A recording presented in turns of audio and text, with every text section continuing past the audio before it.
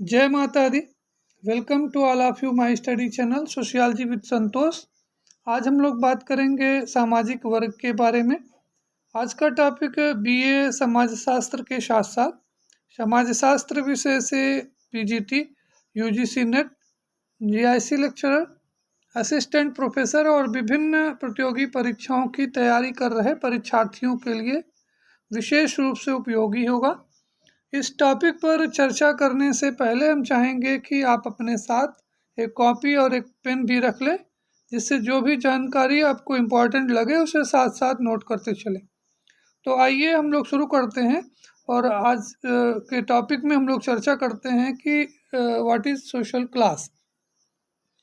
जैसा कि हम सभी जानते हैं कि वर्गों की उपस्थिति एक सार्वभौमिक घटना है।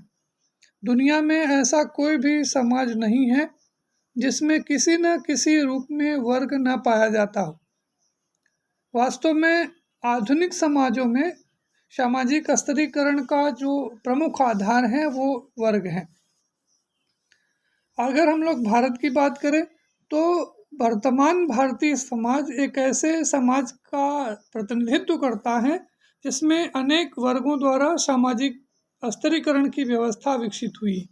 जैसा कि आप भारतीय सामाजिक व्यवस्था और संगठन के अंतर्गत आप जानते हैं कि भारत जो है वो एक बहु संस्कृति वाला देश है। यहाँ पर अलग अलग पंथ, संप्रदाय, क्षेत्र, भाषा, संस्कृति और विचारधारा से जो संबंधित लोग हैं वो यहाँ पर रहते हैं। तो इस तरह से भारतीय समाज एक तरह से आप कह लीजिए कि बहुत सारे जो अलग अलग प्रकृति के जो वर्ग हैं उनको रिप्रेजेंट करता है, उनका प्रतिनिधित्व करता है। हालांकि प्रत्येक युग में सामाजिक स्तरीकरण को एक आवश्यक घटना के रूप में देखा जाता रहा है, लेकिन जैसे मैंने आपको बताया कि वर्तमान युग में यानी आज के जो समाज हैं, इन समाजों में अधिकांश समाजों में जो सामाजिक स्तरीकरण की व्यवस्था है उस व्यवस्था में वर्ग व्यवस्था का विशेष महत्व रहा है। जैसा मैंने आपको पहले बताया, भारत की बात मैंने की तो भारत में आदिकाल से ही आयु, लिंग, शिक्षा, व्यवसाय और धर्म आदि के आधार पर वर्गों का निर्माण होता रहा है। और समाज का जो स्तरीकरण है वो बालक, युवा, प्रौढ़, स्त्री, पुरुष, शिक्षित, अशिक्षित, अमीर, गरीब, किसान, व्यापारी आदि के रूप में किया जाता रहा है। तो इस तरह से आप देख रहे हैं कि भारत में जो वर्ग व्यवस्था है वो प्राचीन काल से विद्यमान रही है। जैसा कि मैंने आपको बताया कि सामाजिक स्तरीकरण की प्रकृति को समझने के लिए किसी भी समाज की जो वहाँ पर जो वर्ग संरचना है उसको समझना, उसको जानना जरूरी होता है। क्योंकि जैसे मैंने आपको बताया कि सामाजिक संरचना का निर्माण विभिन्न वर्गों के आपसी संबंधों के आधार पर होता है। तो ऐसे में अगर आप किसी समाज विशेष की सामाजिक स्तरीकरण की व्यवस्था को, सामाजिक स्तरीकरण की प्रकृति को समझना चाहते हैं, देखना चाहते हैं, तो वास्तव में वहाँ का जो वर्ग व्यवस्था है, वहाँ की जो वर्ग संरचना है उसको जानना समझना महत्वपूर्ण हो जाता है। सामाजिक वर्गों का संबंध विभिन्न एक विशेष प्रकार की विशेष सामाजिक आर्थिक व्यवस्था के अंतर्गत व्यक्तियों के एक समूह से होता है जिन्हें एक दूसरे की तुलना में कम या अधिक अधिकार और सुविधाएं प्राप्त होती हैं। तो अमूमन जो सामान्य बोलचाल की भाषा में वर्ग जो है वो एक तरह से एक ऐसा समूह है जिसकी समान सामाजिक परिस्थिति होती है। यानी वर्ग व्यक्तियों का एक ऐसा समूह है जिनकी समान सामाजिक परिस्थिति यानी स्टेटस होती है। प्रत्येक समाज में अनेक प्रकार की परिस्थितियां पाई जाती हैं, तो इस कारण से स्वाभाविक रूप से समाज में अनेक वर्ग भी विद्यमान होते हैं। मोटे तौर पर आप ये कह सकते हैं, जैसे आपको स्क्रीन पर दिखाई पड़ रहा होगा, मैंने आपको शुरू में बताया कि वर्गों का निर्माण और उसकी उपस्थिति एक सार्वभौमिक घटना है। दुनिया का कोई भी ऐसा समाज नहीं है जिसमें किसी न किसी रूप में वर्ग न पाए जाते हों। और शायद इसीलिए कार्ल मार्क्स कहते हैं कि मनुष्य एक सामाजिक प्राणी है, परंतु अधिक स्पष्ट रूप में या आधार रूप में, मूल रूप में वह एक वर्ग प्राणी है। हालांकि मनुष्य एक सामाजिक प्राणी है, लेकिन अधिक स्पष्ट रूप में, मूल रूप में वो एक सामाजिक प्राणी नहीं है, बल्कि वो एक वर्ग प्राणी है। अब हम लोग यहाँ पर चर्चा करते हैं कि वर्ग का क्या अर्थ है। जैसे मैंने आपको बताया कि वर्ग ऐसे व्यक्तियों का समूह है जिनकी समान सामाजिक परिस्थिति होती है। जन्म को छोड़ करके जब किसी अन्य आधार पर समाज को विभिन्न समूहों में बांटा जाता है, तो प्रत्येक समूह को सामाजिक वर्ग कहते हैं। यानी जब समाज में आयु के आधार पर, शिक्षा के आधार पर, व्यवसाय के आधार पर, धर्म के आधार पर, लिंग के आधार पर, संपत्ति के आधार पर समाज को कई वर्गों में, कई समूहों में विभाजित किया जाता है, तो प्रत्येक जो समूह है उसको हम लोग सामाजिक वर्ग के नाम से जानते हैं। तो यहाँ पर आप एक चीज़ ये क्लियर हो गई कि वर्ग का आशय व्यक्तियों के ऐसे समूह से होता है जिनकी सामाजिक स्थिति एक बराबर होती है, एक तरह की होती है। सामाजिक स्थिति का मतलब ये हो गया कि जिनका जीवन स्तर, जिनका रहन सहन, जिनकी परंपराएं, जिनका आर्थिक जीवन और उनकी जो सामाजिक व्यवस्था है वो एक तरह की होती है, एक प्रकार की होती है। वर्गों को विभिन्न विद्वानों ने अपने अपने तरीके से परिभाषित करने का प्रयास भी किया है। उसी क्रम में दो तीन परिभाषाओं का हम यहाँ पर उल्लेख करना चाहेंगे जो कि महत्वपूर्ण है। जैसे टीबी बोटोमोर ने कहा है कि वर्ग तथ्यतः समूह होते हैं, वे अपेक्षाकृत मुक्त होते हैं, बंद नहीं। यानी बोटोमोर साहब का ये कहना है कि वर्ग से हमारा आशय एक ऐसे समूह से होता है जिनका नेचर मुक्त होता है, बंद नहीं। मुक्त का मतलब ये होता है कि एक व्यक्ति उसमें आसानी से अपनी योग्यता और अपनी अर्जित परिस्थिति के आधार पर उसकी सदस्यता को प्राप्त कर सकता है। इसी तरह से मैक्स वेबर ने कहा कि जब हम एक समूह को उन्होंने कहा कि जब हम एक समूह को तब हम वर्ग कहते हैं जब उस समूह के लोगों को जीवन के कुछ अवसर समान रूप से प्राप्त हो। यानी जैसे मैंने अभी आपको बताया कि जब एक समूह के लोगों को का जो जीवन स्तर है वो एक तरह का होता है, एक समान होता है जीवन स्तर उनका, तो ऐसे व्यक्तियों के ऐसे समूह को मैक्स वेबर ने सामाजिक वर्ग के रूप में संबोधित किया। जैसे मैंने आपको बताया कि वर्ग का संबंध एक विशेष परिस्थिति वाले व्यक्तियों के समूह से होता है। प्रत्येक समाज में सभी व्यक्ति अलग अलग कार्य कर रहे होते हैं, उनका व्यवसाय, रुचि और कार्य करने का ढंग अलग अलग प्रकार का होता है। तो इस कारण से समाज में अनेक ऐसे स्तरों का निर्माण स्वाभाविक रूप से हो जाता है जिनमें समान स्थिति के व्यक्तियों का एक दूसरे के साथ घनिष्ठता या अपनेपन की भावना स्वाभाविक रूप से उनके अपनेपन की भावना का विकास होने लगता है। तो इन्हीं स्तरों को हम संक्षेप में सामाजिक वर्ग के रूप में परिभाषित कर सकते हैं। यहाँ पर अगर आपको एकदम संक्षेप में अगर आपको बताना चाहें तो आप ये कह सकते हैं कि यदि एक समाज के जो रहने वाले लोग हैं, एक समूह में जो रहने वाले लोग हैं, समान कार्य करते हों, समान परंपराओं को निभाते हों, उनका पेशा और कार्य करने का ढंग एक जैसा हो, उनकी सामाजिक आर्थिक जो स्थिति है वो एक प्रकार की हो, उनकी शिक्षा में कोई अंतर ना हो, तो ऐसे समूह को, समाज के ऐसे वर्ग को हम लोग सामाजिक वर्ग के रूप में संबोधित करते हैं। सामाजिक वर्ग की विशेषताओं के माध्यम से आप सामाजिक वर्गों की प्रकृति को, उसके अर्थ को थोड़ा सा और अच्छे तरीके से समझ सकते हैं। सामाजिक वर्ग की जो विशेषताएं हैं, जो जैसा कि आपको स्क्रीन पर दिखाई पड़ रही हैं, इसमें पहला है संस्तरण। संस्तरण का मतलब ये होता है कि वर्ग व्यवस्था में सभी जो व्यक्ति होते हैं, सभी जो वर्ग होते हैं वो समान रूप से महत्वपूर्ण नहीं होते। यानी अगर भारत की बात करें तो भारत में सभी वर्ग कुछ श्रेणियों में विभाजित होते हैं, जिनमें से कुछ का स्थान ऊंचा और कुछ का स्थान तुलनात्मक रूप से नीचा होता है। तो इस तरह से आप देख रहे हैं कि वर्ग व्यवस्था में एक हायरार्की सिस्टम पाया जाता है। एक पिरामिड की तरह से एक व्यवस्था होती है, जिसमें ऊपर का जो भाग है छोटा होता है, नीचे का हिस्सा बड़ा होता है। लेकिन ऊपर के जो लोग हैं वो उच्च वर्ग के सदस्य होते हैं, और नीचे के जो लोग होते हैं जिनकी संख्या ज़्यादा होने के बावजूद भी वो निम्न वर्ग के से संबंधित होते हैं।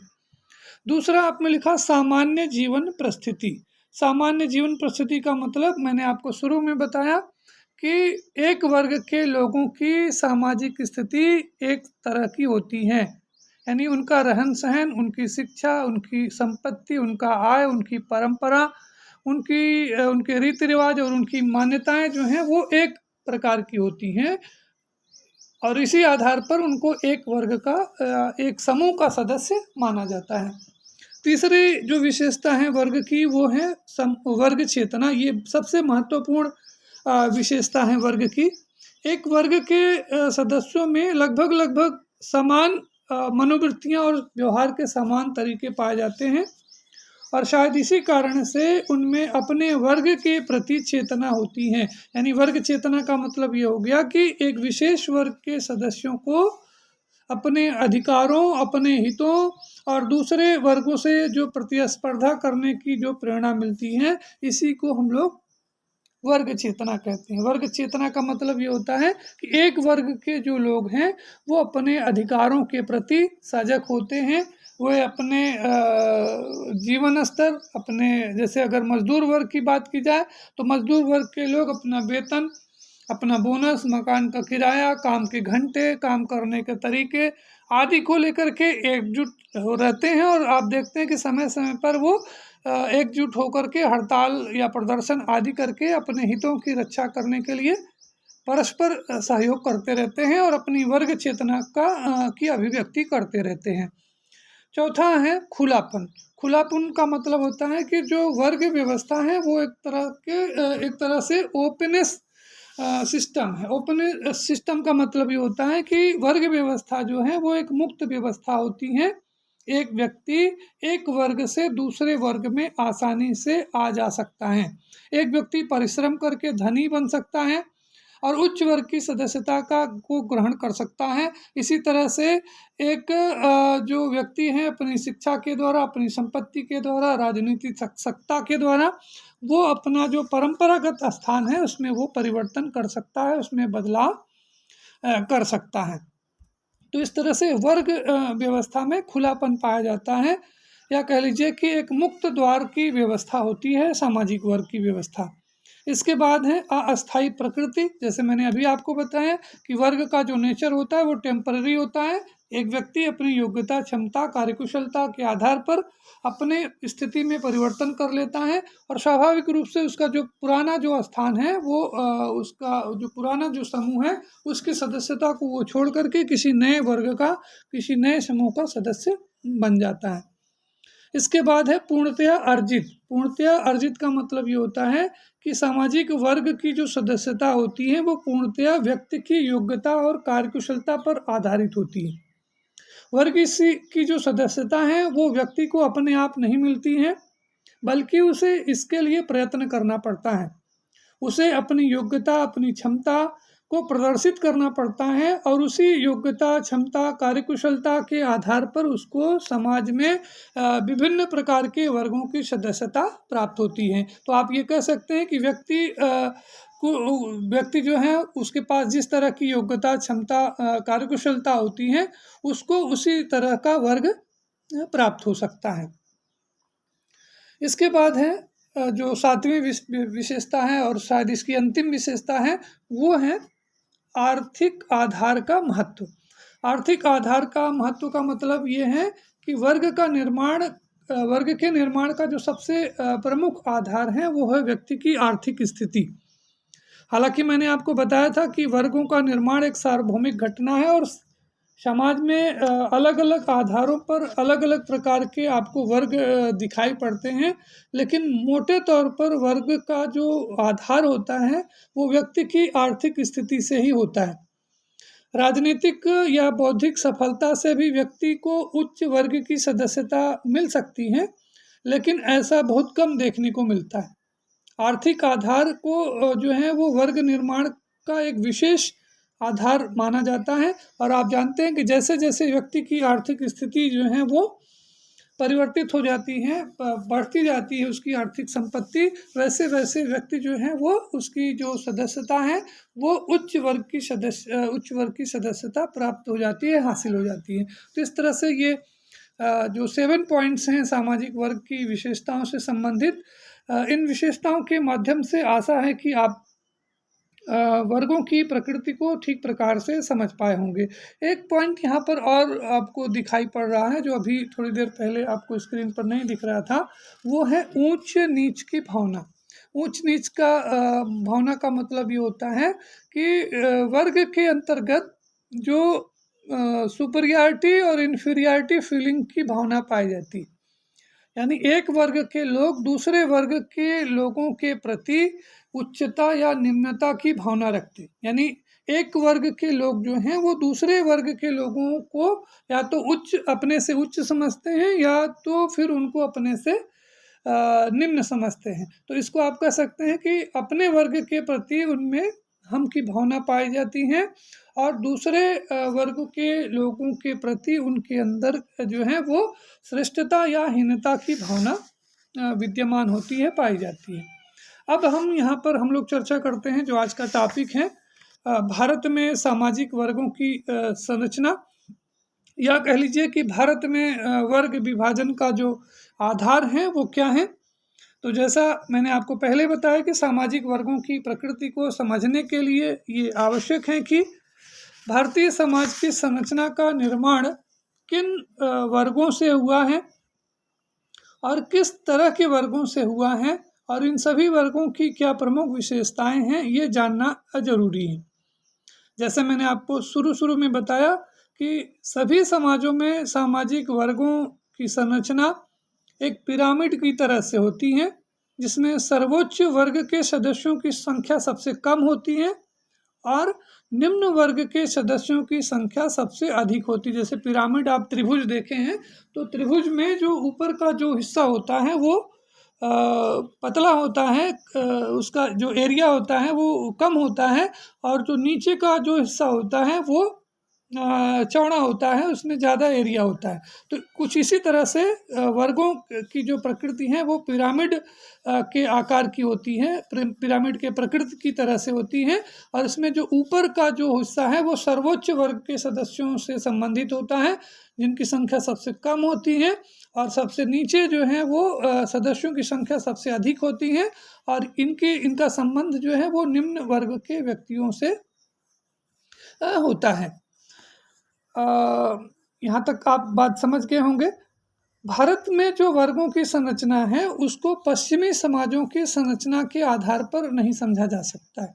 जैसा कि आप जानते हैं कि भारत जो है वो एक बहुल संस्कृति प्रधान वाला समाज है और यहाँ पर अलग अलग जाति, धर्म, भाषा और संस्कृति से संबंधित लोग साथ साथ रहते हैं। तो भारत में जो वर्गों की संरचना है उसको पश्चिमी संस्कृति के आधार पर या पश्चिमी समाजों में जो वर्ग व्यवस्था है उसके आधार पर ठीक प्रकार से नहीं समझा जा सकता है। भारत में बहुत प्राचीन काल से ही वर्ग संरचना प्रत्यक्ष या अप्रत्यक्ष रूप से विद्यमान रही है।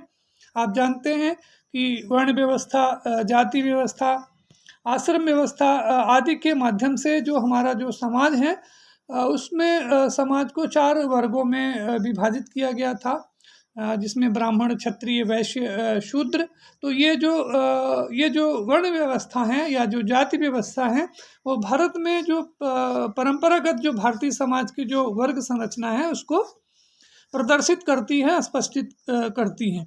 तो इस तरह से आप ये कह सकते हैं कि परंपरागत भारतीय जो समाज की जो संरचना थी वो 4 वर्गों में विभाजित थी।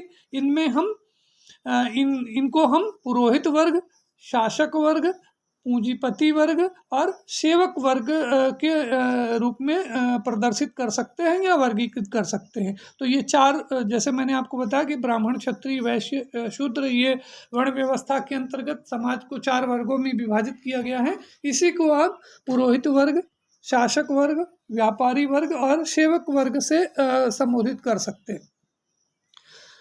तो ये तो हो गया भारत में परंपरागत भारतीय समाज में वर्ग संरचना की बात। लेकिन आप जानते हैं कि भारत में जब से अंग्रेजी राज्य की स्थापना हुई तब से अनेक ऐसी नवीन परिस्थितियां उत्पन्न हुई जिसके प्रभाव से परंपरागत भारतीय समाज की जो वर्ग संरचना है उसमें परिवर्तन होने लगा। अंग्रेजों के समय से एक नई शिक्षा प्रणाली लाई गई। उनके द्वारा यातायात और संचार के साधनों का विकास किया गया। प्रशासनिक और न्यायिक व्यवस्था को एक नए तरीके से पुनर्गठित किया गया। संगठित बाजारों की स्थापना की गई और औद्योगिकरण की शुरुआत होने के कारण जो समाज था उस समाज में जो आर्थिक संबंधों की जो प्रकृति है वो स्वाभाविक रूप से बदलने लगी। तो इन सब दशाओं के परिणाम स्वरूप जो परंपरागत भारतीय समाज की जो वर्ग संरचना थी उसमें परिवर्तन प्रारंभ हुआ।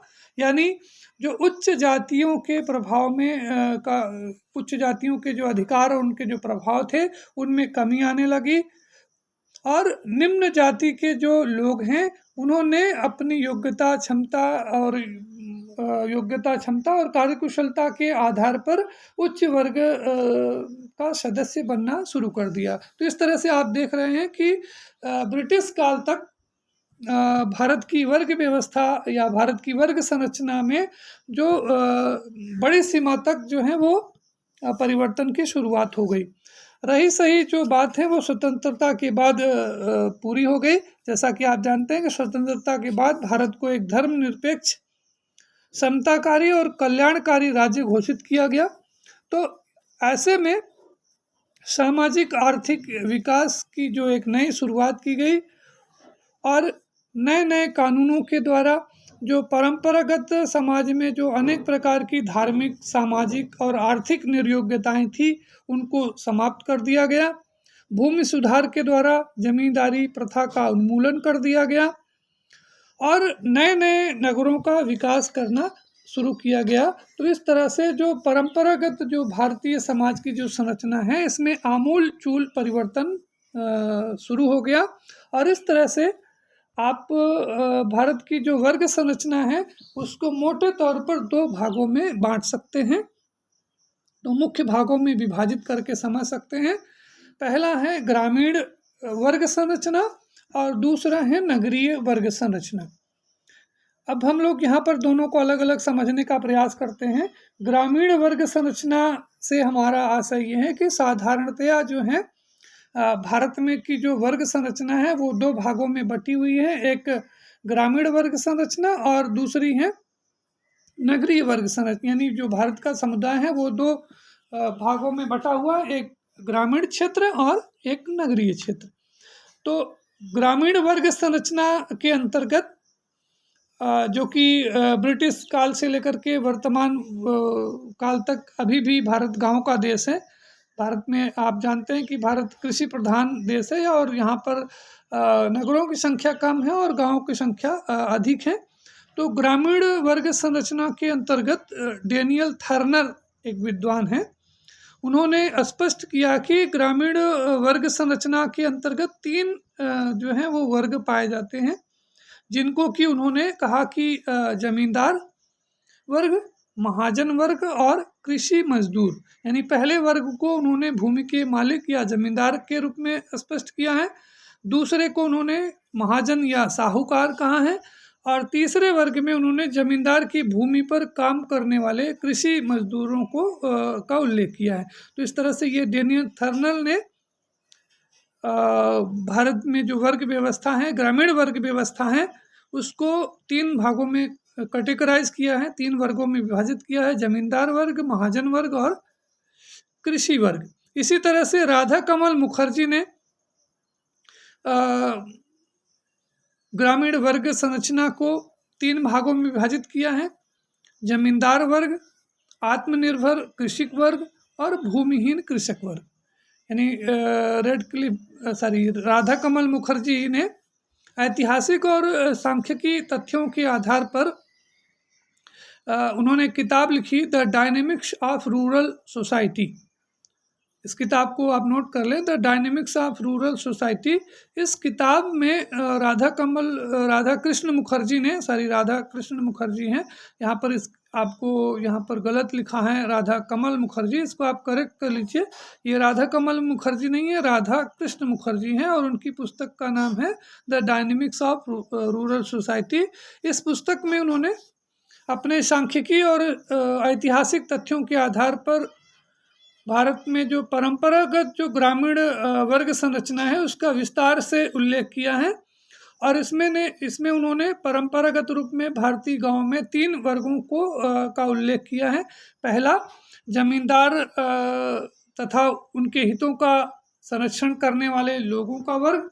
दूसरा, आत्मनिर्भर कृषक वर्ग। और तीसरे वर्ग के अंतर्गत उन्होंने भूमिहीन श्रमिक या पट्टेदार जो लोग हैं उनको संबोधित किया है, उनको इसमें सम्मिलित किया है। यानी इस वर्ग में उन्होंने उन ग्रामीणों को भी सम्मिलित किया है जो जमींदारों से लिए गए ऋण का भुगतान न कर पाने के कारण कुछ समय के लिए उनकी ज़मीन पर बंधुआ मजदूर के रूप में मेहनत करने के लिए बाध्य होते थे। तो इस तरह से राधा कृष्ण मुखर्जी के अनुसार जो परंपरागत ग्रामीण वर्ग संरचना है वो जमींदार वर्ग, कृषक, आत्मनिर्भर कृषक वर्ग और भूमिहीन श्रमिक वर्ग के रूप में बटा हुआ है।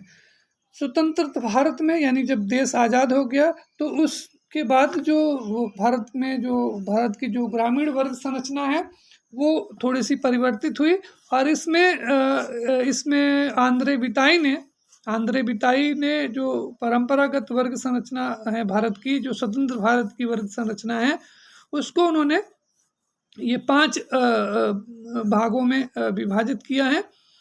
इसी तरह से के.एल. शर्मा के बारे में भी आप जानते हैं कि के.एल. शर्मा ने राजस्थान के गांवों का अध्ययन करके ये बताने का प्रयास किया कि भारत में जमींदारी व्यवस्था समाप्त हो जाने के बाद भी गांव में एक ऐसे वर्ग का उदय हुआ है जो अपनी आर्थिक या जातिगत शक्ति के कारण बड़ी बड़ी भूमियों का मालिक है।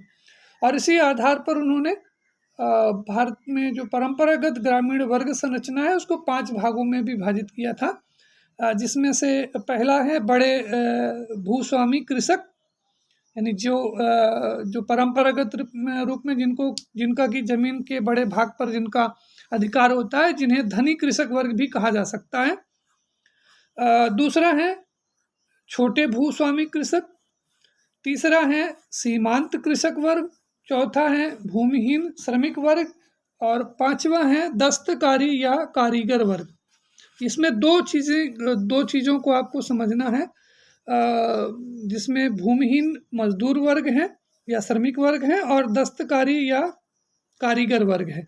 यानी जैसा कि नाम से स्पष्ट है कि ग्रामीण वर्ग संरचना के अंतर्गत जिनके पास अपनी कोई कृषि भूमि नहीं होती है और उनकी आजीविका का एकमात्र साधन दूसरे कृषकों की भूमि पर श्रमिक के रूप में कार्य करके दैनिक मजदूरी प्राप्त करना होता है, ऐसे लोगों को भूमिहीन मजदूर वर्ग के अंतर्गत रखा जाता है। इसी तरह से दस्तकार या कारीगर वर्ग भी होता है, जो कि एक नया वर्ग है, जिसमें आप जानते हैं कि परंपरागत भारत समाज में जो हथकरघा और जो कुटीर लघु उद्योग होते थे, तो उसमें जो काम करने वाले जो लोग हैं वो इस वर्ग से संबंधित होते हैं। अब इसके बाद हम लोग चर्चा करते हैं आधुनिक नगरीय वर्ग की वर्ग संरचना के बारे में। जिसको आप लोग औद्योगिक वर्ग संरचना भी कह सकते हैं। भारत में नगरीय वर्ग संरचना जो है वो ग्रामीण वर्ग संरचना से बिल्कुल भिन्न है। जैसे मैंने आपको बताया कि जो देश आज़ाद होने के बाद नए नए कानूनों और औद्योगिकरण की शुरुआत होने के बाद भारत में अनेक ऐसी दशाएं उत्पन्न हुई हैं जिनके परिणाम स्वरूप नगरों का निर्माण हुआ और नगरों की जो वर्ग संरचना है उसकी प्रकृति बदलने लगी। जैसे जैसे औद्योगिकरण, नगरीकरण, यातायात और संचार सुविधाओं का विकास होता गया है, वैसे वैसे जो है वो नगरीय जो वर्ग संरचना है उसकी प्रकृति को वो बदलती गई है। व्यवहारिक रूप में आज नगरीय वर्ग संरचना के अंतर्गत मोटे तौर पर हम लोग तीन जो वर्ग हैं उनको स्पष्ट कर सकते हैं। यानी आप कह सकते हैं कि जो नगरीय वर्ग संरचना है वो तीन वर्गों में, तीन भागों में विभाजित है। इसमें से पहला है उच्च वर्ग, दूसरा है मध्यम वर्ग और तीसरा है निम्न वर्ग। नगरीय वर्ग संरचना में उच्च वर्ग का संबंध उन व्यक्तियों और समूहों से होता है जिनकी परिस्थिति, सामाजिक आर्थिक स्थिति जो होती है वो सबसे उच्च होती है। यानी जो उच्च वर्ग के जो लोग होते हैं वो बड़े बड़े उद्योगों और कंपनियों के मालिक होते हैं या अपनी राजनीतिक और प्रशासनिक शक्ति के कारण समाज के सबसे सर्वोच्च स्तर पर होते हैं। तो ये हो गया उच्च वर्ग। उच्च वर्ग भी तीन भागों में विभाजित है: पूंजीपति वर्ग, राजनीतिक अभिजन और प्रशासनिक अभिजन। पूंजीपति का मतलब बड़े बड़े बिजनेसमैन, राजनीतिक अभिजन का मतलब है राजनीति के क्षेत्र में जिनको की सत्ता हासिल है, जिनको जो सरकार में हैं, ऐसे लोग भी समाज में उच्च वर्ग से संबंधित माने जाते हैं। साथ साथ जैसे जैसे भारत में जो सरकारी क्षेत्र में जो प्रशासनिक जो भ्रष्टाचार हैं प्रशासनिक सेवाओं में, उसका जैसे जैसे विस्तार होता जा रहा है तो एक नए अभिजन का, प्रशासनिक अभिजन का के रूप में एक नए वर्ग का निर्माण होता जा रहा है। तो ये पूंजीपति वर्ग, राजनीतिक अभिजन और प्रशासनिक अभिजन ये उच्च वर्ग से संबंधित होते हैं। दूसरा जो वर्ग है वो है मध्यम वर्ग, मिडिल क्लास। आप लोग जानते हैं कि मध्यम वर्ग की अवधारणा जो है वो सबसे पहले लॉकवुड ने दी थी। यानी आप इसको नोट कर ले कि मध्यम वर्ग, मिडिल क्लास की जो कॉन्सेप्ट है वो सबसे पहले लॉकवुड ने दी थी। और भारतीय संदर्भ में मध्यम वर्ग की जो विवेचना है वो डांडेकर ने की थी। डांडेकर की एक बुक है जिसका नाम है इंडियन मिडिल क्लास। इस पुस्तक में उन्होंने भारत में व्यवहारिक रूप में जो मध्यम वर्ग का जन्म, उसका विकास और उसकी जो संरचना है उसको स्पष्ट किया है। तो इस आधार पर उन्होंने मध्यम वर्ग को तीन भागों में विभाजित किया: नव मध्यम वर्ग, सामान्य मध्यम वर्ग और सीमांत मध्यम वर्ग। तो इस तरह से जो नगरीय वर्ग संरचना का जो दूसरा प्रमुख वर्ग है वो है मध्यम वर्ग, जिसको कि डांडेकर ने तीन भागों में विभाजित किया था: नव मध्यम वर्ग, सामान्य मध्यम वर्ग और सीमांत मध्यम वर्ग।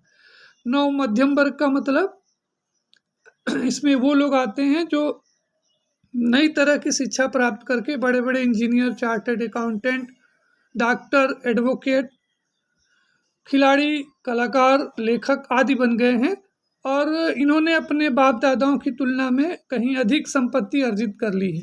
तो इस तरह से ये लोग जो हैं वो मध्यम वर्ग में एक नए वर्ग के रूप में हो गए हैं, जिनको नव धनाढ्य वर्ग आप कह सकते हैं। तो इसी कारण से डांडेकर ने इनको नव मध्यम वर्ग के रूप में इनको उल्लेखित किया है। दूसरा है सामान्य मध्यम वर्ग। सामान्य मध्यम वर्ग जिसमें हम आप आते हैं। इस वर्ग के लोग कड़ी मेहनत के द्वारा अपनी आजीविका उपार्जित करते हैं और इनको सिर्फ उतनी ही इनको उतना ही आजीविका या कह लीजिए कि इनकी जो अर्थव्यवस्था है वो सिर्फ ऐसी होती है कि जिसमें वो केवल इतना ही धन उपार्जित कर पाते हैं जिससे कि वो अपनी सामान्य ज़रूरत को पूरा कर सकें।